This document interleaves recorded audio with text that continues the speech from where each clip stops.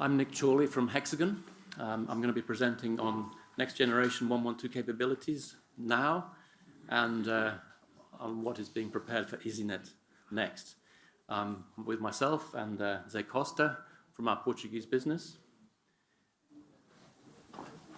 José has the meat of the presentation about the functional capabilities that we offer to our customers around next generation 112. I'm just going to say a little bit at the beginning about Hexagon and what we offer and how that's different. Public safety decision makers around the world are under pressure. I'm sure you probably represent your agencies and understand this pressure yourselves. Whether you're in the IT, whether you're in the operations, managing the control room, you feel this pressure to modernize, to be more secure, etc., etc. So what do you do about it? Where do you turn? What is your plan? How do you turn your hopes and your vision into reality? Well, hopefully you come to somebody like Hexagon and you talk to us about fulfilling your vision. And what is Hexagon? What difference do we make? Well, we have a combination of technology, experience, and we listen and we create a plan with you that works for you. We like to talk about the 4 Ps of public safety. Proven. We have a proven track record over 30 years delivering many hundreds of command and control systems to PSAPs around the world. Platform. We have a very diverse, all-encompassing platform covering the full scope of what you need. Partnership. We can reference so many long partnerships with our customers over 30 years that work for them as well as us. People. We have many hundreds of people who understand your requirements, understand what's possible, but also have experience of the different ways that different people do things in different countries, in different jurisdictions, with different disciplines. And we really like to use that expertise to bring new ideas, new ways of solving problems that perhaps you hadn't thought about in your particular PSAP so far. And we talk about cloud in the session generally. Well, you can have our product on call any which way you want it, really. On-premise, in your own cloud, or in a native cloud installation managed by ourselves, software as a service. This is a true native cloud application that you can scale up, or orchestrate to scale up and scale down as demands and resiliency dictates. So that's the very brief introduction about Hexagon. I now hand over to Zay to talk about some real functional capabilities that you can make use of. Okay. Hello, everyone. So about the capabilities regarding NG112, which is why we are all here, I'm mainly talking about the functionalities from the point of view of the PSAP, of the operators that take the emergency calls. And it's all about them receiving and creating the events, receiving and creating not only calls, but contacts. That's the real idea behind the NG112. You receive more than just a call. It's text, it's video, it's all of those things that need to come into the PSAP. And from the perspective of the operators, you all need to handle all of this information coming in. Of course, one thing it is important is we currently do this already in our 112 PT in Portugal. It is one of the use cases that we would like to show here. And important, it's managed in a single queue. So even if it is a voice or a text or a video, it goes into one single queue so that the emergency is correctly answered in a fashion of order. So with the voice calls, it's just an integration. We have a full control of the telephone inside our software, Hexagon On Call. You see a picture of it here. Let me just move for a different picture. Call controls here, event creation form, map with the events and our units displayed it, and you would do that voice control, audio control based on something already integrated inside On Call. You have your standard call functionalities, answer dial, drop the call, put on conference, transfer, whatever you want to do inside the application. Not only calls, but of course also chat messages, messages that are coming in. We also answer in the same interface, user interface. That functionality is already available inside on call, used in 112 Portugal, and you see the exchange messages here on this screen. Okay. Why we handle the messages and the text messages as well? Well, typically because we use a Citizens app for deaf people, where I'll show some pictures to highlight the workflow that we do. So people who have the application installed, they push the SOS button and we start texting. So between an application and the control room or the 112 operators. And the message flows, it goes back into the operator. It answers a text message. That's what it is. It answers the text message. It's in the same queue, so it's not a voice call, but it answers anyway. It is important to answer because this way, all the statistics about the time the operators are talking, I know it's text, but it's talking time for them. So they are working in that sense. So that's why we only have one ACD queue to manage all of this. And we continue to change messages, predefined messages for the operators to use, less time keying in. You see in the application as well, the messages arriving, and you establish this form of communication, and all data that is covered and released is passed to the event information, of course. Typical workflow for an emergency control room. But not only chat, also video. Again, with the Citizens app for the deaf, we can also use video. This was something important in this project because we use translator for the sign language. Sign language is a way for the deaf people to talk, and this is a view of those actions. So on the control room side, our sign language translators can request access to one of the created events based on this Citizens app that's calling in. You start your conversation, and of course you see a nice picture of answer your video call on your application, and you immediately start doing the chat. This is the view from the application on the telephone, and the view on call. Okay, so you can continue to do your sign language translation and continue to make more questions, add information to the event, all based on video. This video runs through WebRTC already today, which is one of the standards for NG112 to pass video through this gateway. Okay, and you can also drop the call. So this is all related to contacts and to how all of these contacts are already integrated today in our 112 system. But more than that, location. So even with NG112, we always talk about locations and everything bringing a location in, either the information data object or all of those types of information. And of course, we need to present that location for the users to create the events or the 112 operators. So we already provide that functionality to display all types of information, location information, and let the users decide which is the best location available for the event. And this is some cases of that. This is the cell ID, tower antenna information. We can display the circle, display the location, and you see all of that available. AML, of course, it's also something important. It will bypass maybe some parts of ESInet at this point, but AML is also visible. SMS, HTTPS, we have endpoints created that can receive this data and mesh up with all of the other locations into something usable for the 112 operator. eCall, the same. It's always displayed in the same location, and the users can get that data from the locations. Even landlines, same thing. You get the data out of the landlines.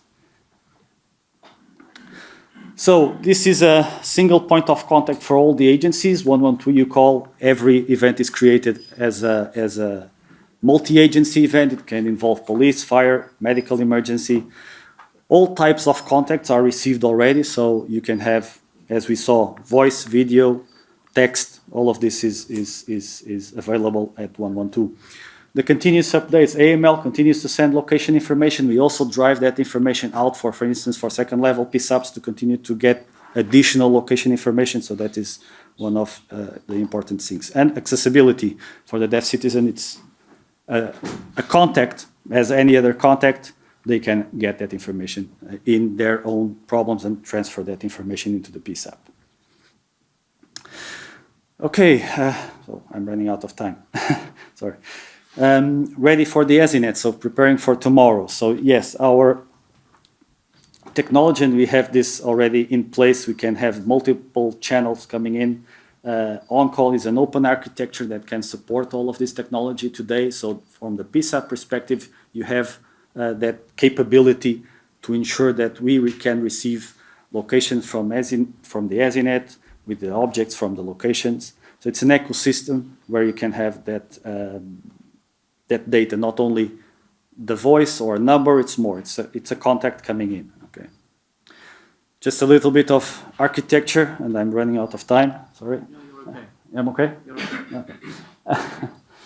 Okay. So yeah, on-call is a PSAP level, and we can, of course, ESInet will be at the other side, and we get data from the emergency data object. SIP will be based on all of this, and with SIP protocol, we'll be receiving data from all of that, and also the calls, the video, the chat, everything will be there, and we store everything inside on-call. So our roadmap, as Nick said, we're already in the cloud, software as a service. We'll be changing an additional NG112 data through our NEALI component. It's our automatic location identification. We'll try to put the NG data moving forward with EIDO objects, okay, add that additional data. In the roadmap, it's an embedded SIP client inside on-call, so you can manage all of that communications inside on-call itself as an option. It's a revolutionary ecosystem, as I said, and of course, in the end, we'll have some additional consolidation of all of these functionalities. And I think that's what we had to present in our 20 minutes, so thank you very much.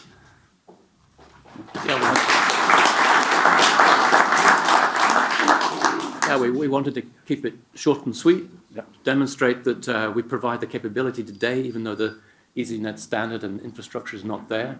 But then the same facilities will be made available as it becomes available. And for the users, not for the end users of 112, it's not a difference because they already have these functionalities today, and there will be a continuous thing. That's right. For them. It's just the availability of the infrastructure to share information will be broader in the future with ESInet. So if you have any questions, we'd be delighted to answer them. If you don't have any questions, then of course we are here for 48 hours. When you think of questions over time, we can speak to you tomorrow or the day after. Please just drop by our stand. Otherwise, oh, we have a question. Yes, you're a bit vague about the roadmap for the future, clearly. But have you any sense of the timeframes that you're looking at rolling out this functionality? Yeah, I mean, the ability to receive the enhanced information through the EIDO object, this is in the sort of 12-month time frame. Yeah. And then the embedded SIP capability after that, the next 6 months after that. Yeah.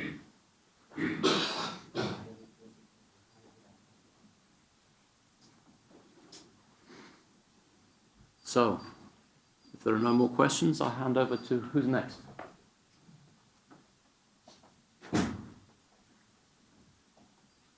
Don't be shy. Obrigado. Nada. Oh, already. Somebody else? Thank you again.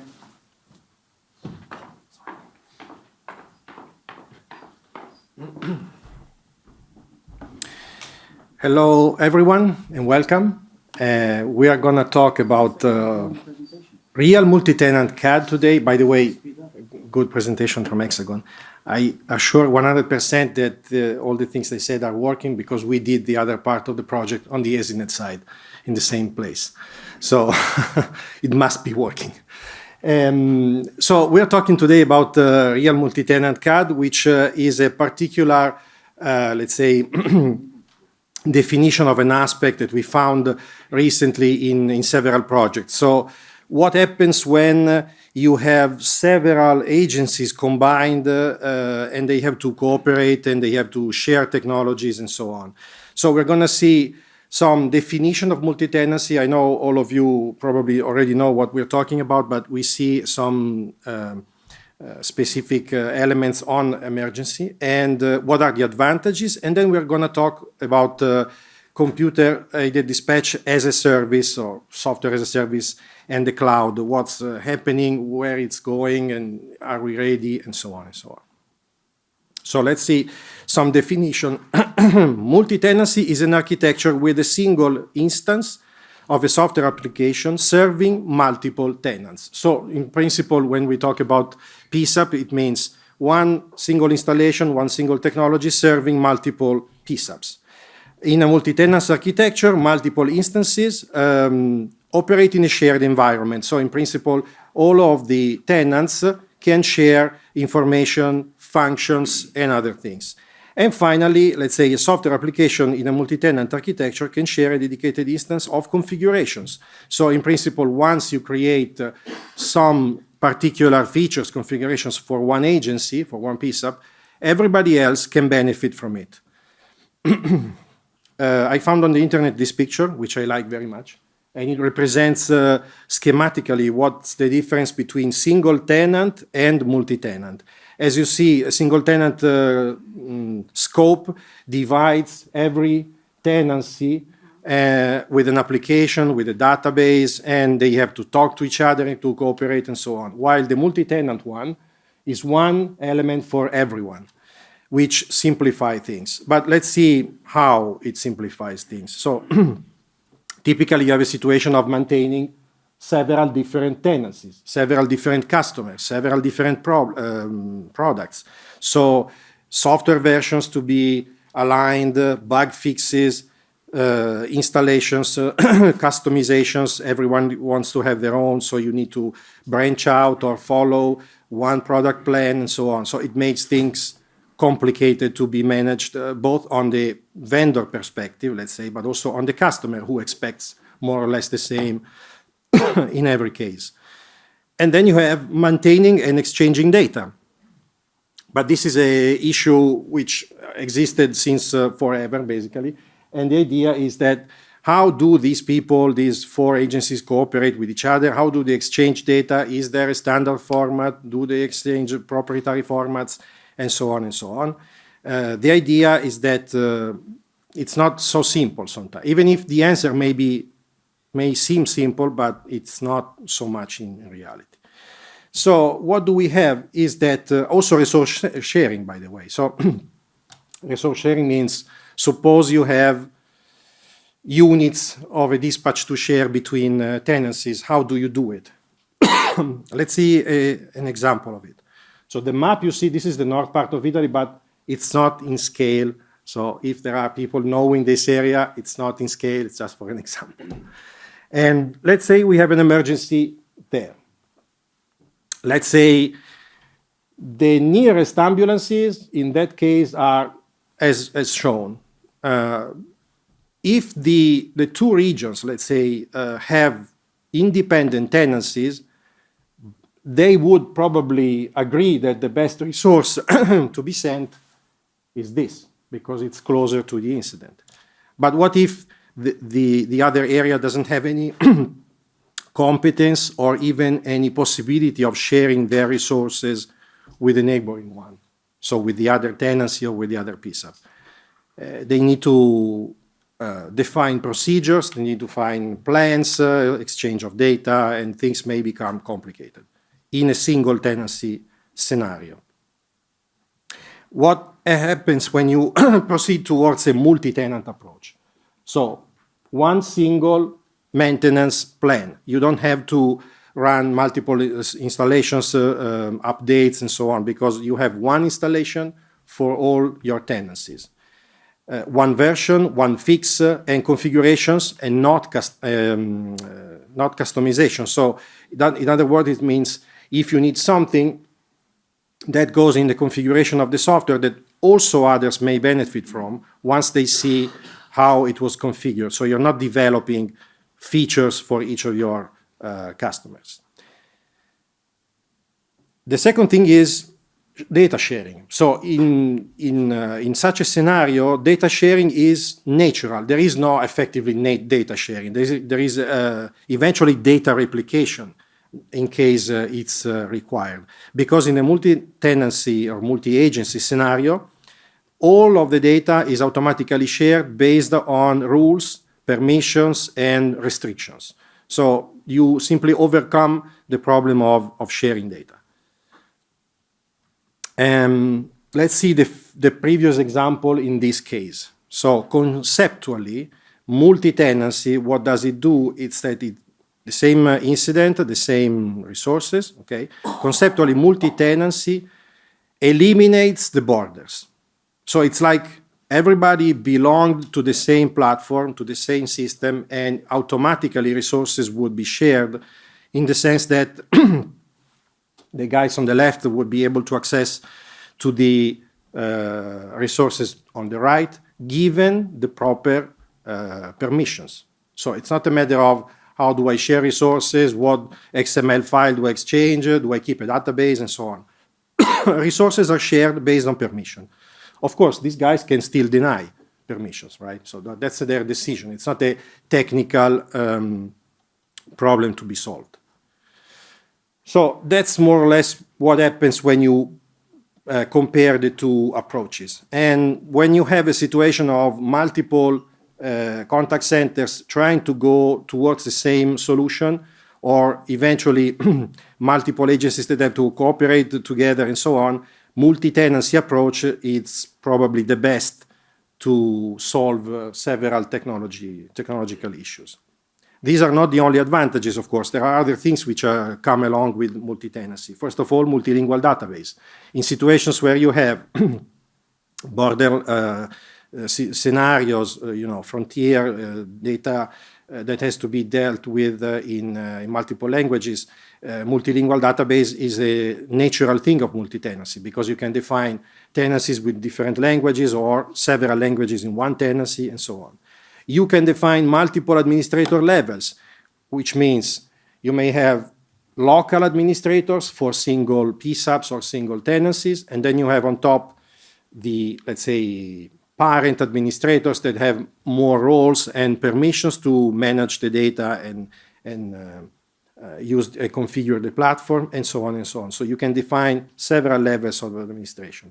And finally, you can also have rules and permissions, like I said before, to keep your data for yourself. So multi-tenancy does not mean necessarily sharing everything. You may decide what to be shared and what to be kept for yourself. Just as an example, Gmail is a multi-tenant service. Everybody who has a Gmail account is a tenancy.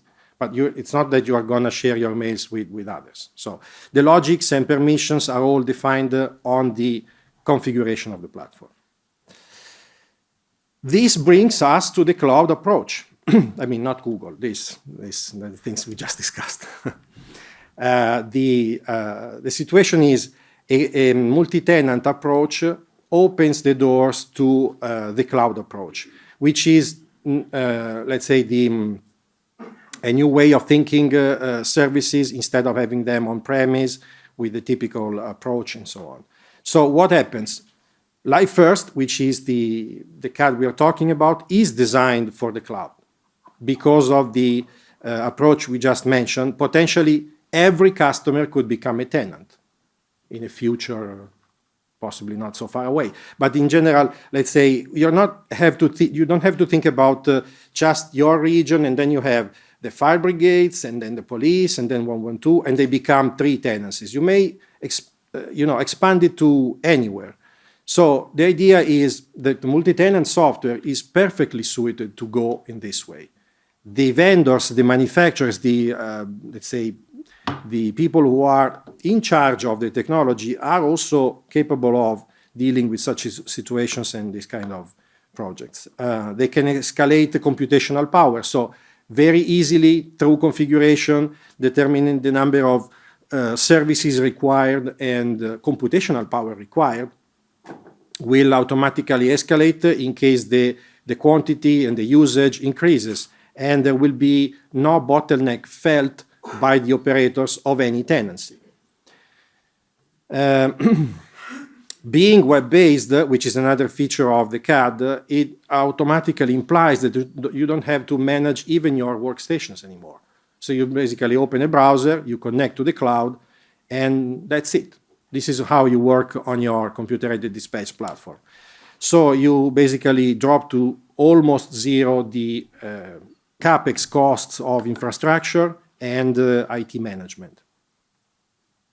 And finally, data protection. Since we are in an environment that is following GDPR rules and laws, and we are compliant with that, the platform used for cloud-based installations are compliant with that, and all the data exchanges are protected anyway by HTTPS secure protocol. Multiple PSAPs can benefit at the same time with all the improvements. So that goes exactly in the direction I mentioned in the beginning by saying, do not stop thinking about multi-tenant in one single region or country and so on. When everybody potentially is using the same platform, everybody will benefit from the same corrections. When Microsoft or other, very famous vendors release a new version of their software, all of us, just by updating, get the benefits. So that's the type of approach of a cloud-based multi-tenant platform. And finally, but this is the most interesting to discuss, it can introduce a new way of approaching the cost budgeting for these projects, which is a pay-per-use or subscription model versus the traditional tender-based CapEx model, which should help, I guess, also administrations in defining budgeting and deciding how much they want to associate to a certain project per year, and so on and so on. But of course, it's an idea, right? I mean, it's something that we are open to discuss and see what are the potentialities and so on and so on. All right, so this is it. And if you have any questions, just feel free to ask. Thank you.